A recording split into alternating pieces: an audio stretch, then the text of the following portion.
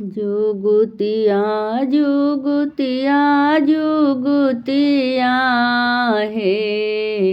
कोना लैलनी नारद जुगुतिया हे कोना लैलनी नारद जुगुतिया हे हमर गौरी छथि 12 बरस के हमर गौरी छथि 12 बरस के शिव जी के 80 उमरिया हे कोना लैलनी नारद जुगुतिया हे कोना लैलनी नारद जुगुतिया हे हमर गौरी छथि अतिशय सुंदर हमर गौरी छथि अतिशय सुंदर भोला के झखरल छन देहिया हे भोला के झखरल छन देहिया हे कोना लैलनी नारद जुगुतिया हे जुगुतिया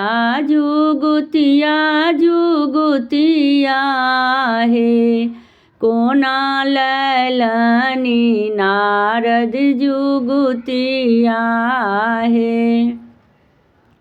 गौरी के शोभनी पाट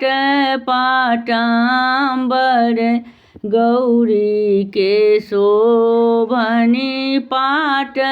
पाटांबर भोला के बागछाल चदरिया हे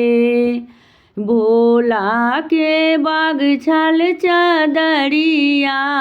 हे कोना लैलनी नारद जुगुतिया हे कोना लैलनी नारद जुगुतिया हे कहथिन योगेश्वर एहि बुरे बाल कहथिन योगेश्वर एहि बुरे बाल गौरी जे तोड़लन बेलपतिया हे गौरी जे तोड़लन बेलपतिया हे कोना लैलनी नारद जुगुतिया हे